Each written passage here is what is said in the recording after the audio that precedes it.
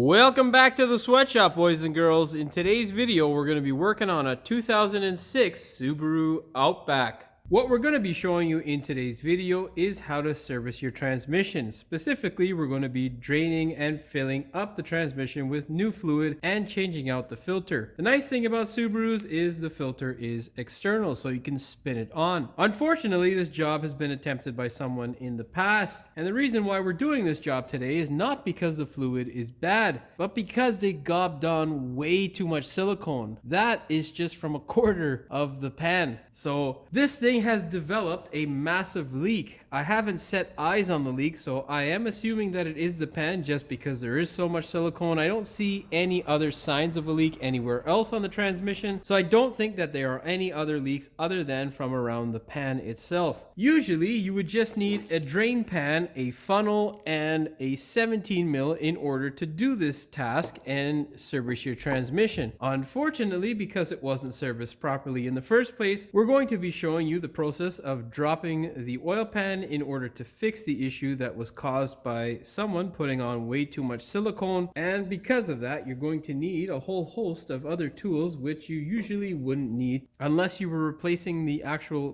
pan itself. In our case, we don't need to because the pan is still in decent condition. So in order to do this job, you will need a scraper, the right stuff or the right silicone for your application, a torque wrench, and a 10 millimeter on an impact driver so you can get those bolts out of the transmission to drop that pan. Generally, when doing a drain and fill, it is required for you to have at least 4 liters of fluid so you can complete the drain and fill, and it's obviously recommended that you change the transmission filter. Do not change your transmission filter out with some aftermarket junk or an oil filter. I myself have never attempted to do it with an oil filter, so I don't know whether you can fit it on there or not, but I have heard stories of people putting on oil filters in place of the transmission filter, which usually ends up with them replacing the transmission. So don't make that mistake, and for the cost, the transmission fluid from the dealership is usually pretty cheap, so I recommend going with their stuff so that you know for sure you're getting the correct stuff for your application. There's no sense in second guessing or checking out 600 other brands just to save a couple of dollars and potentially cause yourself a world of headache. Now, there are 2 very important things that you need to know when doing this job. You will need to lift the car high enough so that you can actually get underneath there and service the thing. Of course, you want to employ the use of jack stands. Sometimes it's easier to get the front and back up so that you can crawl around underneath it if you are not using a hoist to complete the job without wanting to rip your hair out. The second thing is have a game plan for your fluid. If you are doing this at home, do not do the stupid thing and throw the fluid down your sink or your drain. That is a dumb thing to do. There are various methods for disposing of the fluid. You can either take them to your local shop if they'll have the fluid, or you can call your city to find out how they dispose of it properly and figure out what you're going to do. But don't throw it down the drain.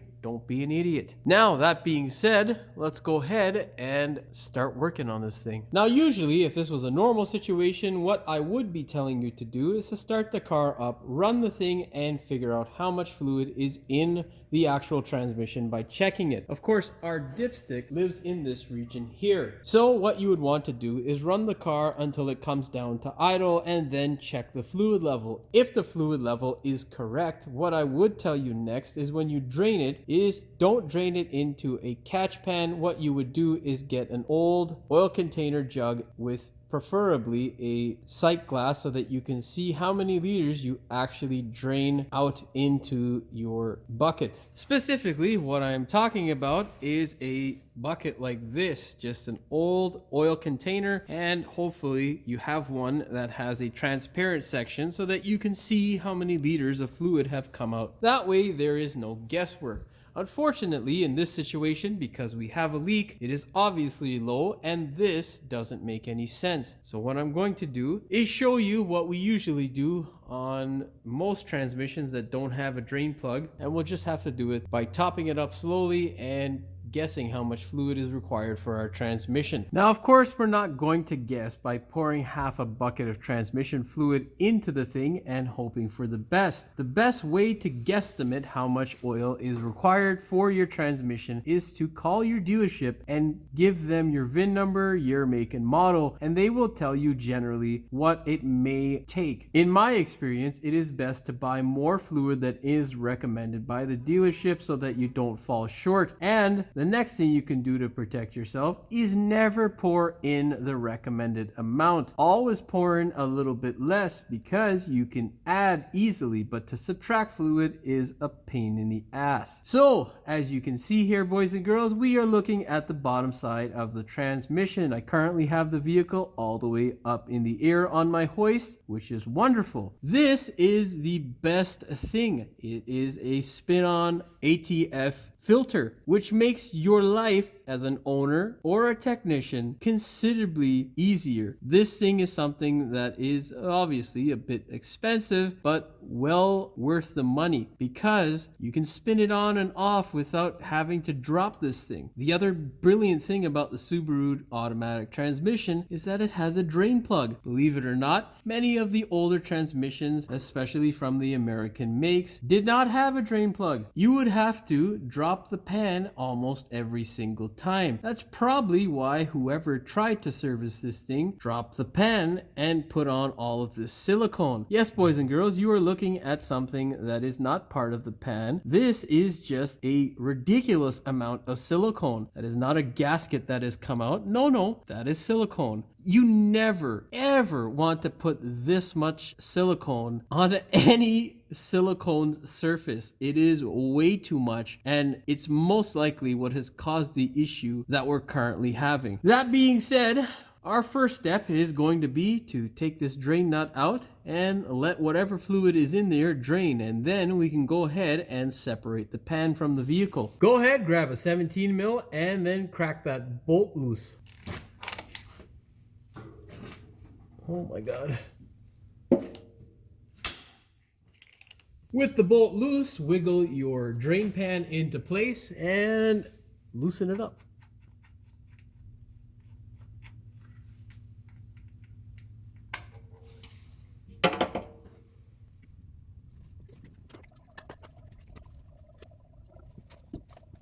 As your transmission slowly drips, what you can do now is be proactive and remove your transmission filter. But I would usually do that if this was a regular service and we weren't removing the pan. In this situation, when we remove this filter, it will have a constant drip, which will make it a pain in the ass to clean up the surface and then reseal it. So leave the filter alone for now. I don't know why the hell I told them all that, because I'm not removing it, so it doesn't make any sense. As it slows to a mere drip, what you can do is take your drain plug and put it back into the hole.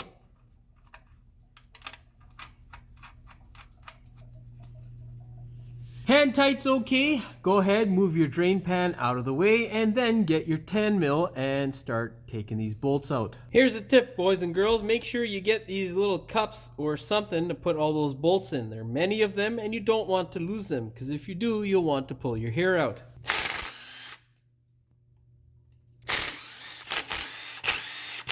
Did I mention that the person who did this put on way too much silicone? I mean, that's a lot.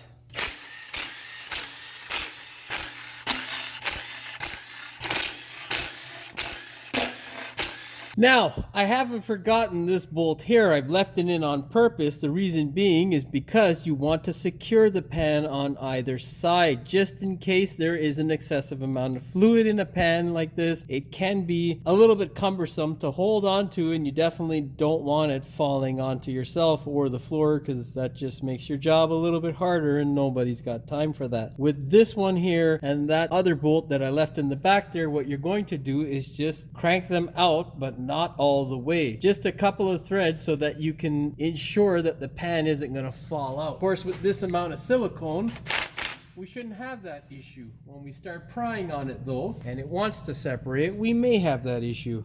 Now go ahead and loosen this back bolt up just a bit. You know what? It's not the best position, so we're going to swap it over to this guy here.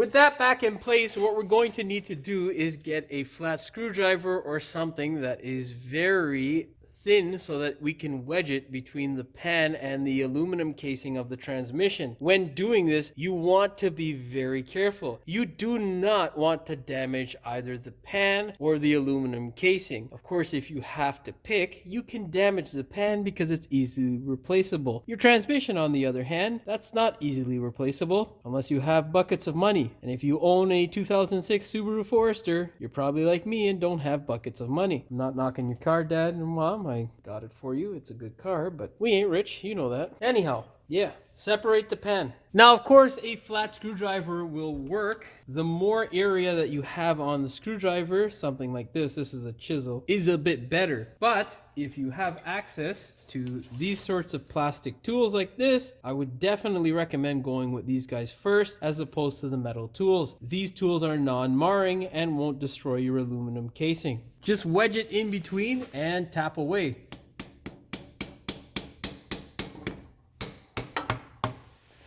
Now, it is separating and you can hear a bit of a change in the tone from the transmission pan as I hammer away. That is exactly what you want to hear. Now, what you want to do is stop hammering in this position, take another one and try it along the side here to see if you can wedge it in.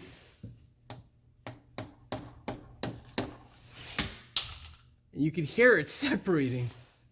I can only imagine how much silicone's in there. God damn.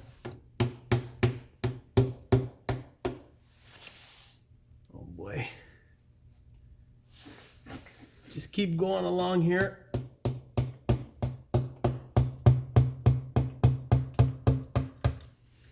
All right, we're getting separation.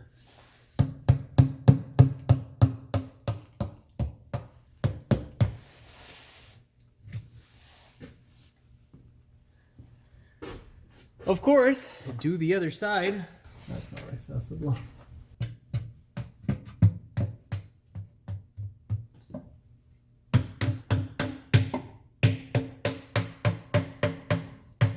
Of course, as you get closer to the bolts that you left in, what you want to do is remove them all the way now. Of course, before you remove them, make sure you get your drain pan because you don't want any of that stuff on the floor or on yourself. Support the pan with your free hand.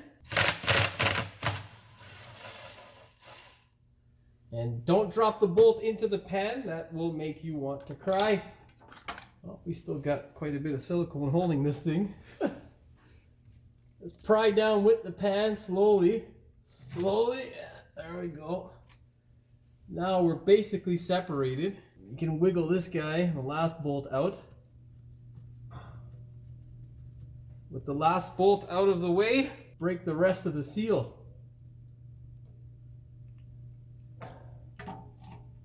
And then pour the rest of the fluid that is in the pan out into the drain pan. Now, whatever you do, boys and girls, do not remove your drain pan because your transmission is going to continue to drip all over the floor. Now, boys and girls, we have the fun process to go through of getting rid of all the goop from our transmission that was put on by the previous so-called technician or whoever serviced this thing. What you need to do is get yourself a scraper like so and just slowly start peeling the majority of the silicone off. God damn, that's a lot of silicone. Be careful, you do not want to gouge or scrape the aluminum. That would be a bad idea. It is always your goal not to damage the aluminum because if you do, of course, you will potentially have leaks. Ah, they damaged it here. Wonderful. Fuck. Slowly work your way around the complete transmission. Obviously, it's going to be a little bit harder to do on the other side where the catalytic converter is, but gotta get done. Man, that's a lot, man. Jesus. These guys must have been silicone rich or something because why would someone put so much on, dude? Essentially, what you're trying to do is get it to a state like this where there isn't all the silicone on. And then what you can do is use a wire brush or wheel to clean up the little chunks like this that are stuck on there. So I'm going to go ahead and do that, and I'll see you back in about 20 minutes. Now, once you're done with your scraper and you have most of the big clumps of silicone off, you're going to have to get the silicone that is in this region here out The best way to do it is with a flat screwdriver. This is just a regular sized flat screwdriver. What you want to do is take the screwdriver, place it into the threaded portion and slowly turn. Of course, do not contact the threaded portion with the screwdriver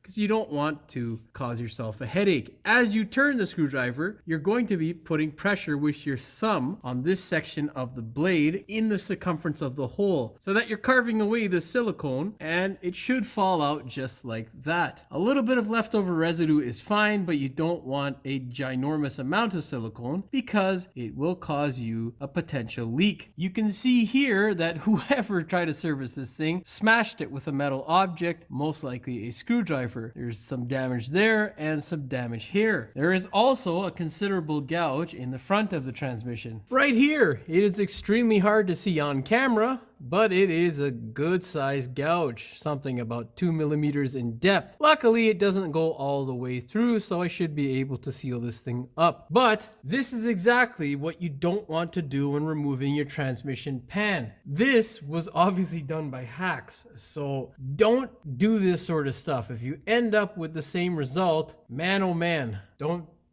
work on your car again. Now, after you get all the holes clean and the rest of the mating surface, I'll go ahead and show you what it is we need to do. So you should end up with a result like this. This has taken me quite a while to do.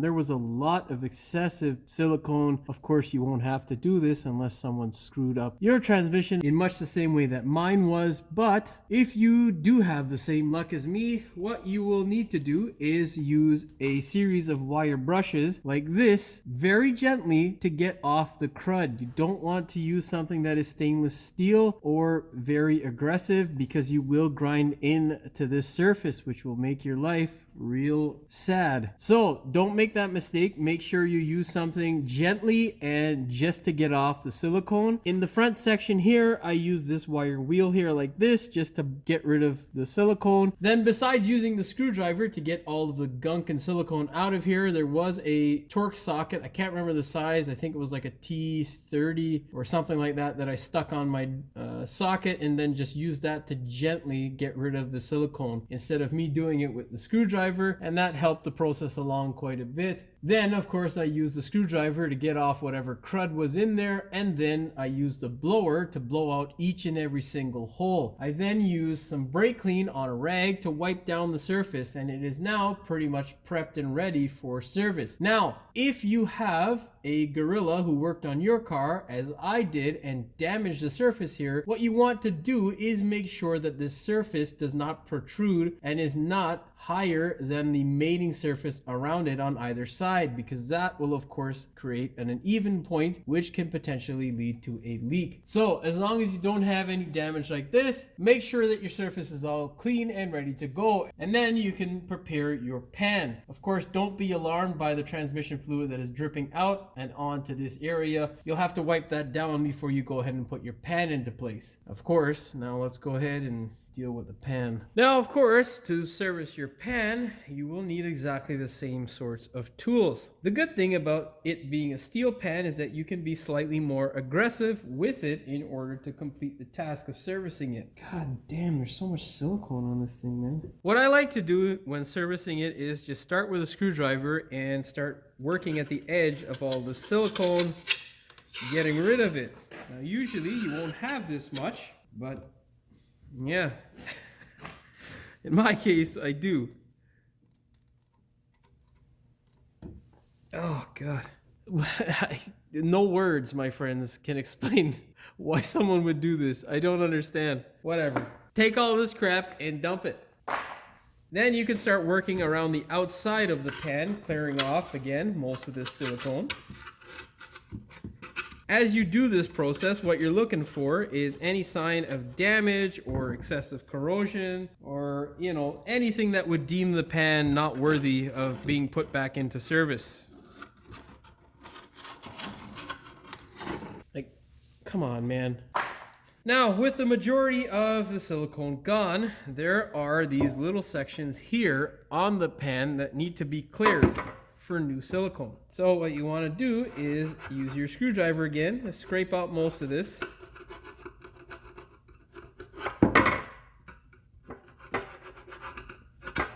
Of course, there are little divots or bevel sections in the pan throughout every single section between the bolt holes. So go ahead and do that. The next thing you're going to do will be to spray down the pan and get rid of all this disgustingness. Of course, that's only after you have done all of this. Now, with this guy clear, what you can do now is take your wire brush and then lightly grind out some of this silicone. Don't be overly aggressive.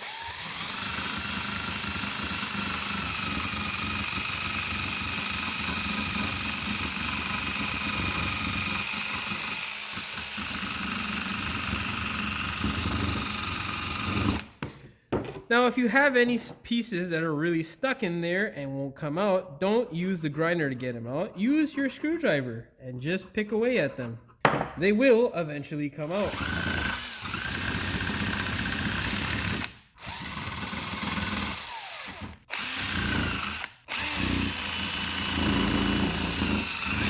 Of course, what you want to do is now take a rag, wipe down the surface to inspect and make sure that you have cleaned out all the crud. This, my friends, is the result that you want to end up with for the rest of the pan. This black stuff here is the paint that used to be on the pan before the monkeys who worked on it did what they did to this thing. So replicate that throughout the rest of the pan and we'll see you back in another 20-30 minutes.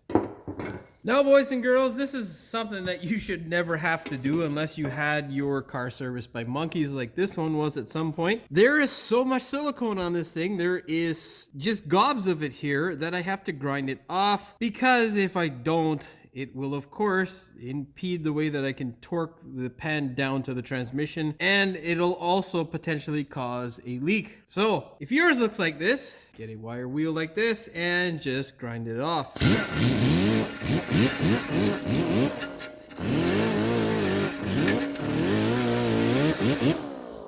Remember, we are not trying to get paint off, we're just trying to get rid of the silicone. You can also use a screwdriver, whichever one, this just works faster.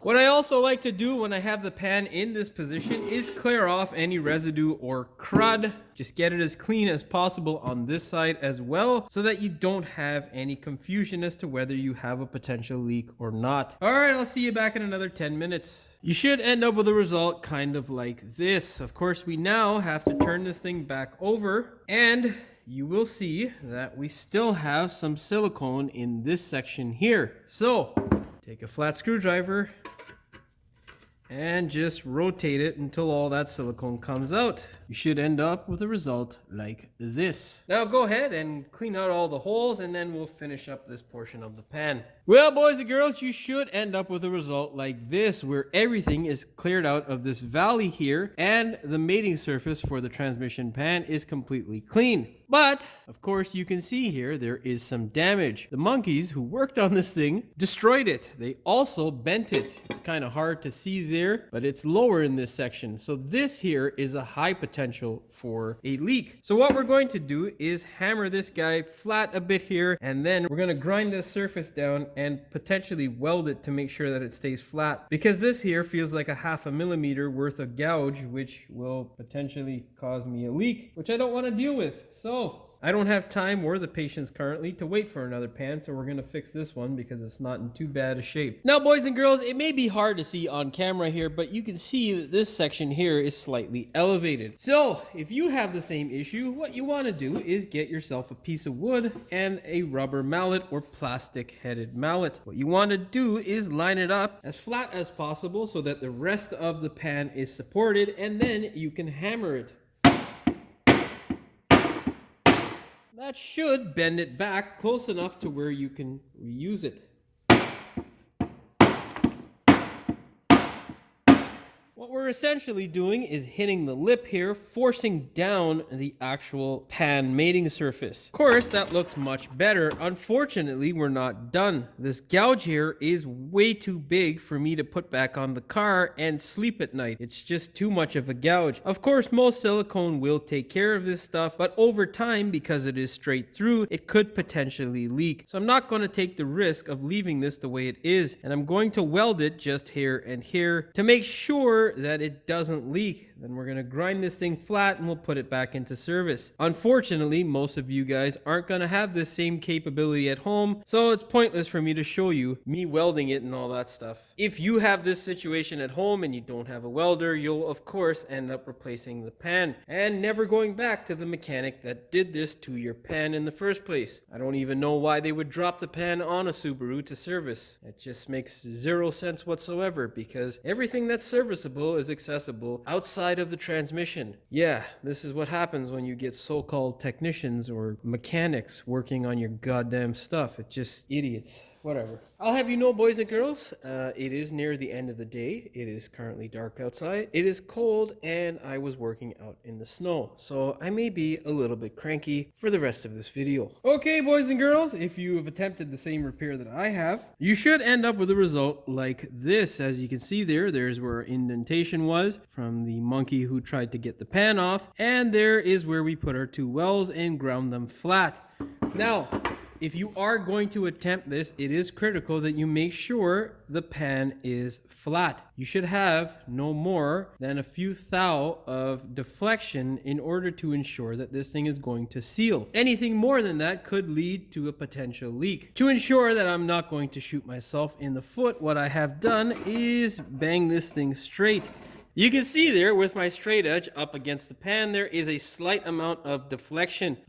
It is so minuscule that you can barely see it there on camera, which means that this thing is going to seal properly. Of course, I don't expect you guys to have a straight edge, but get anything that is relatively straight and you should be able to gauge whether the pan is serviceable or whether it's trash. In this case, we're good to go. Now we can commence with preparing this thing to go back onto the car. Now what you're going to need to do is get a rag that is kind of clean. You're going to peel this magnet off and get all the scudge or metal shavings that come from your clutch packs off of this thing. Now I find the best way to do this is to get a rag. Microfiber actually works fairly decent, and then just wipe this scudge off. Once you get to a state where you've gotten most of it off, take some brake clean and spray off whatever else you can with your brake clean. What you're looking for is any little shards of metal like this or anything that may get stuck to this. Then what you want to do is get a nice clean cloth that is of course metal free, because this is a magnet and will pick up the shards of metal and keep them for your transmission, which will not be very good for your health or for the transmission. Get a metal-free cloth with minimal crap on it and wrap this thing in it so that it doesn't attract any crap. Oh, there's still shit on it. Fuck. Cleaning metal off of a magnet is a pain in the ass. Now, with all the crap cleaned off of this thing, what you want to do is take it and set it aside in a clean place where there is no metal for this thing to grab onto. Then we can go ahead and start cleaning our pan. With the pan, what you want to do is spray it down with brake clean. And then literally wipe all of the crap that you can out of this thing. You're going to do this with a cloth that is kind of dirty and not so clean. And then you're going to do it with a really clean cloth to ensure that you get all of the crap out of the pan. Now, the outside of the pan, not so important. The inside of the pan, extremely important. Make sure that you get all of the metal, crud, and debris out of the pan. Clean all of these grooves very well on the pan here, and make sure that there is no leftover residue. Get yourself a nice clean microfiber cloth and wipe out all of this crap. You can use just a regular cloth, but the microfiber tends to work really well, so I use that. Now, last part is to go ahead and wipe down the mating surface, because that is what absolutely has to be 110% clean, because if it's not, you may spring a leak, and ain't nobody got time for that. You should end up with a result like this. If you haven't, well, keep scrubbing. Now the next part is of course adding silicone to your pan to ensure that it seals properly. Some of the kits that you buy aftermarket come with a gasket. I personally don't like using the gasket unless they are a neoprene rubber gasket. If it is a cork gasket, you're just going to end up with leaks. Get good silicone and you should be good to go. Now with regards to the silicone, don't be a crazy person. You don't want to put it on in the same manner that the people who did the job originally with this thing did. It's just way too much. The rule of thumb is laying a 1/8 layer or bead around the complete pan. What I like to do is I put a bead in this little section here in the groove. Then I put a bead on the outside of that section and then the inside. That should be more than sufficient. So here, I'll show you what I do just in this section here.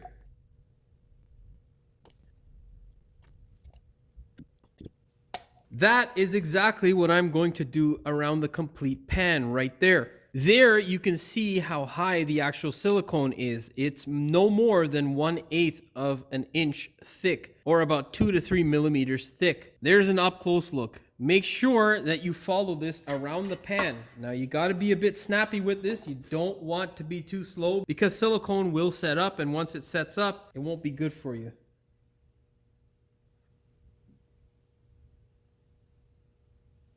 So we'll see you back shortly, boys and girls. You should end up with a result like this. And if there is any damage from any previous services, what you can do is just put a little bit of silicone in those areas where there's a little bit of an indentation. The other thing you want to do before you put your bolts back into service is soak them in some brake clean so that all the silicone will come off. Don't forget your magnet. There is that indentation. Put it back into place. Now, just before we go ahead and put the pan back into service, what you want to do is douse a rag in a little bit of brake clean and wipe off the excess ATF that's leaking out here. Now, you want to do this as the very last step before you put the pan back into service. The reason being is because there is always a constant flow of ATF that is running out of the transmission. So clean it up very well, make sure it's clear of any residue, and now we can go ahead, get our pan and put it back into service. Now of course, go ahead, grab your pan and put it into place. Make sure there is no dirt anywhere and that your silicone doesn't get contaminated with ATF. Place it into place as gently as possible and then thread in a bolt just to hold your pan. And of course, do the other bolt on the opposing side. Now go ahead, grab all the other bolts and thread them in by hand. They should look like this with minimal amounts of silicone on them. Now with all of your bolts in, the best thing to do now is to take a speed handle and of course they're 10 mil and run these bolts up by hand. Why it is we do it by hand is so that if there is any crud in the thread, you will feel it. You don't want to strip or damage the thread on the transmission because that'll be a bad idea. Run it up until you see the silicone start to ooze out just like that. You don't want to tighten it, you just want the silicone to run out.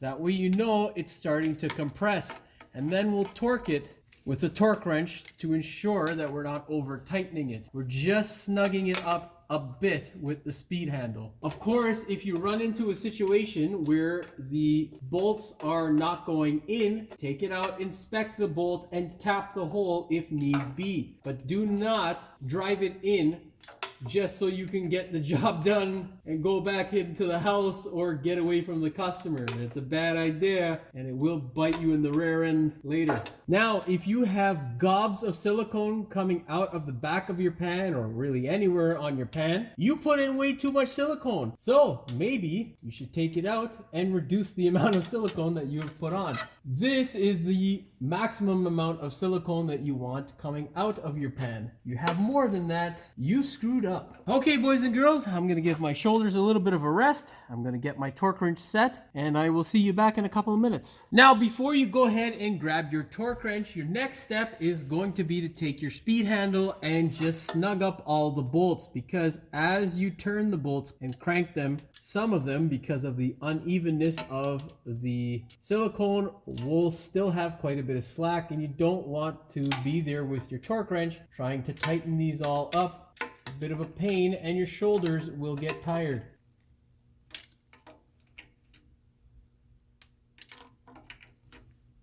Now, with them all snug, make sure you get an extension and set your torque wrench to 3.6 foot-pounds of torque or 5 newton meters. What you want to do when torquing any transmission pan is start on one side and then do your second bolt on the opposing side. Keep on crisscrossing until you have torqued the whole pan. Once you've torqued the whole pan, what you want to do is go around in a circle to make sure that you didn't miss any. At least this is how I've done it over the last 20 odd years, and I've never had an issue, so choose to follow me if you like. And when you're torquing these bolts, make sure you torque them very slowly, because if you go very fast, you will over torque it.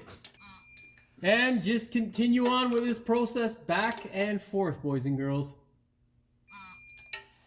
We'll see you back soon. Of course, with all of your pan bolts torqued, you can go ahead now and torque your drain plug. It is 18 foot-pounds or 25 newton meters. Go ahead and replace your washer in case you haven't.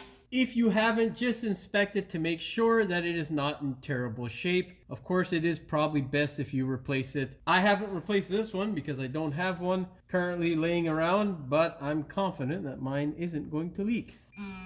Alright, boys and girls, now we'll give this thing some time to set up while I take a coffee break, and then we can put some fluid in this thing. Scratch that, boys and girls. Wipe up the residue if there is any on your pan, and we're going to now replace this oil filter.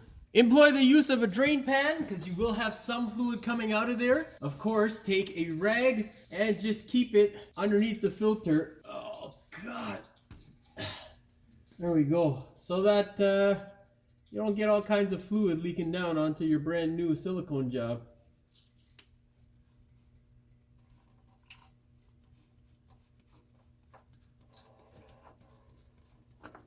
Okay. Let that all drain out and just dab away at any oil. Now, of course, I always recommend getting the Subaru ATF filter. You can get the appropriate ones online, but peace of mind and less headache, just get the Subaru one. Of course, take some of this oil here and drip it onto your filter gasket. Make sure it's nice and lubricated before you put it on, and then just spin it into place.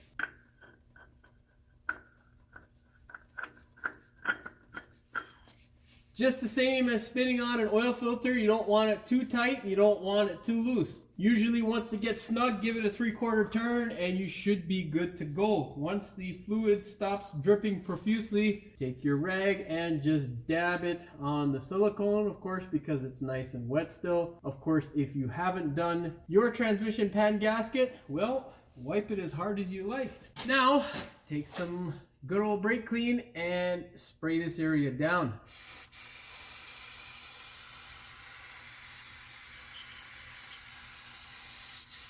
And just give it a quick wipe.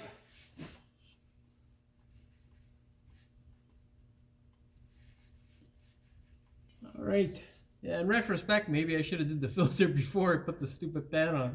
But when you're tired, you forget shit sometimes. Not really an issue though. Just makes my silicone lines look ugly. Oh well. Okay, now we'll give this thing some time to set up, and we'll have our coffee break and get back to her soon. Now, boys and girls, in this picture, you'll see a yellow knob. It's this guy right over here. That is where you're going to fill your transmission fluid up from. This is the type of funnel that you're going to need to do that. Of course, make sure that it has a long neck and that it is clean before you go ahead and throw transmission fluid down inside of this thing. First step, pull your dipstick out.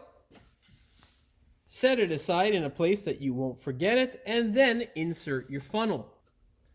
With your funnel inserted, you can now go ahead and grab your transmission fluid. Now, of course, if you have dropped the pan like me, I would recommend putting in 4 liters right away before you start it up and run it to see what the level is. If you haven't taken the pan off and you've only drained it, well, then I recommend dumping in 3 liters. I'm pretty sure after leaving the car sitting up there that it's lost more than 4 liters. So If you're not comfortable, of course, start off with a lesser amount, at least 3 liters, and then you can start the vehicle up and add as needed. Now remember, boys and girls, the transmission tube is a small tube and doesn't take that much fluid, so don't pour too quickly because you'll spill it.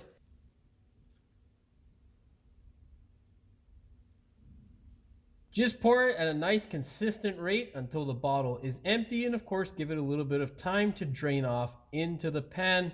Okay, boys and girls, we'll see you back soon. Now, boys and girls, once you've poured your fluid in, what you can do is give it a little bit of time to drain out of the funnel. So that way, when you pick your funnel up, it doesn't drip all over your engine. Then, once you go ahead and do that, you can fire the thing up, let it come down to idle, and then you can check your transmission fluid level. Of course, take a look underneath the car to make sure you have remedied the leak if you had one to begin with, like I did, or make sure that you haven't caused the leak by attempting to repair your transmission. I'm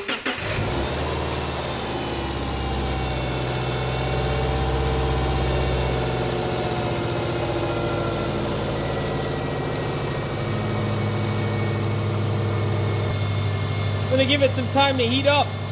Now, with the car heating up and coming down to idle, what you want to do is get into the vehicle, put it into reverse, and then drive. It should engage nice and smoothly. If it doesn't, well, there may be another issue with your transmission, or it may be extremely low on fluid. Of course, if it doesn't engage at all, it'll be extremely low on fluid, or your transmission's probably dead. This is gonna depress the hell out of people. Of course, with your vehicle coming up to operating temperature slowly, it should lower at idle. What you want to do before you check the fluid is to put it in gear. It should engage nice and smoothly most times, but don't be alarmed if it's a little bit harsh on initially going into gear. Sometimes it's because it doesn't have any fluid where the fluid should be because it's drained out, and the transmission will pump it into place, and that shouldn't continue to happen. Now we can go ahead and check our fluid level to see what we're at.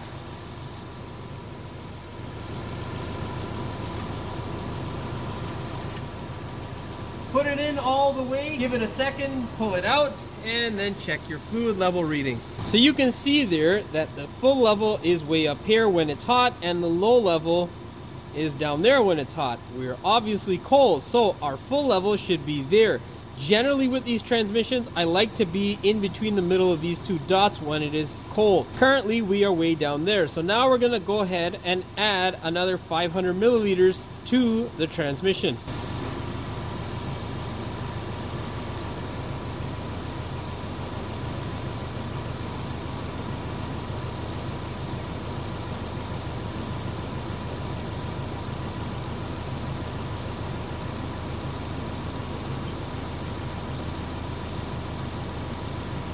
If you're not going to empty the bottle, here is a word of advice.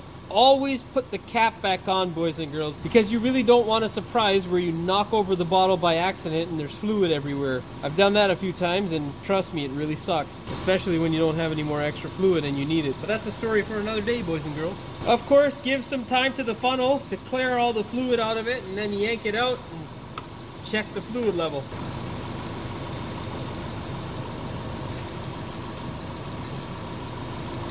Now, as you can see here, it is way too high. Well, you may be asking yourself, why the hell is it that high? Well, you check on the other side, it is not the same level, which means you're getting a false reading. Now, I did this on purpose to show you specifically that this sort of thing will happen with transmissions. Again, because the tube is so small. So in order to avoid this, what you want to do is get into the car, put it into reverse and drive, and let the transmission suck some of that fluid out of the dipstick tube. Place the vehicle back into park. Of course, you should already be on level ground, but make sure it's on level ground when checking any type of fluid.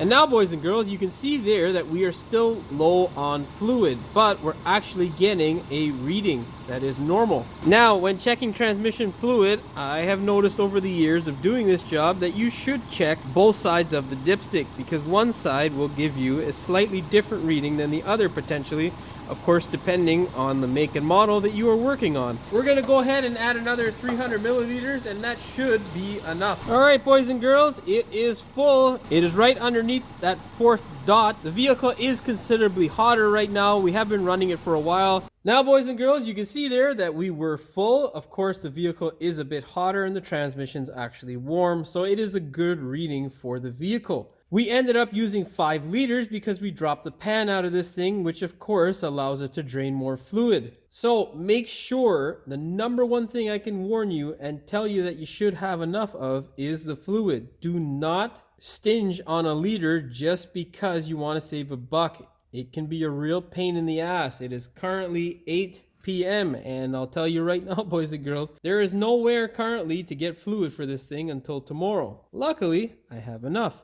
So don't put yourself in that situation. Make sure you get enough fluid. And of course, the only thing left to do now is to take this thing for a test drive. Make sure that it is all good and operating normally. Inspect it for any leaks, obviously, and then check the fluid level after driving the thing. Top up as needed. And of course, don't overfill the thing. Okay, boys and girls, great news. We are all good to go. The fluid level is good and we don't have any DTCs or drivability issues with this vehicle, so it can now go back to my mommy and daddy and they can be happy and I can be happy. Now, if you have your own transmission at home that you're looking to service and you're viewing this video, what I will tell you, boys and girls, it is not a job that is overly complicated. You just need to take your time and make sure you have enough supplies and the correct tools to complete the job. Of course, that being said, if your vehicle is a Subaru and it has never been serviced, of course, depending on the mileage, it may be worth it for you to check with a professional to see whether you should service it or not. The second thing I will tell you is there is absolutely no need to drop the pans on these transmissions, specifically the Subaru automatic transmission. It was a great unit that was relatively reliable unless abused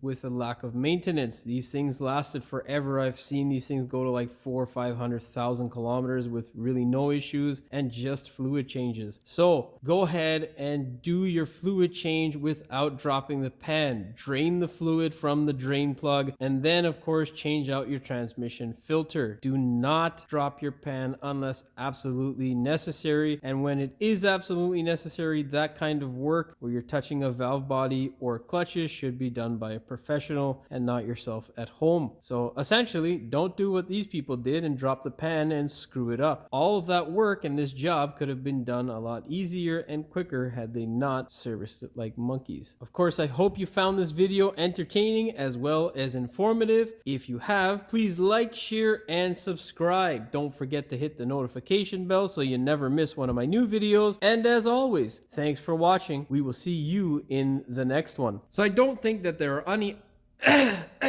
we're going to show you what goes into servicing most other transmissions out there and sort of the process of what is needed to do this job and complete it. I don't know what I just said. To get rid of it, you can, I don't know what the fuck I'm saying. Sometimes a lot of auto shops will let you just drop it out. I don't know what the fuck I'm just saying. Fuck.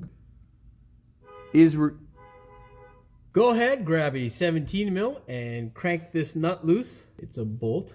Just a couple of treads. What you want to do is change the position of this if you don't have any more, or if you have any more, use a new what the fuck am I saying? So that you're carving away the skill in much the same way mine's was, because there is a little area here that you can fit a nice socket in. Oh fuck. And then in this area here, in order to clear out all of this crap much quicker, I got a triple quick. Oh my god. Oh god. If you have the same sort of luck, you can fish around in your box for sockets that may help you with getting rid of, I don't know what the fuck I'm saying. So replicate. Well, boys and girls, you should end up with a result like this, where everything is cleared out of the valley and on the surface of the mating. I'm going to deal with that now. Of course, if your car was worked on monkeys, you'll be dealing with this as well, probably replacing the plan. You can see there that there is a slight amount of defection? Where the fuck did I put my saw? Get a metal fleet.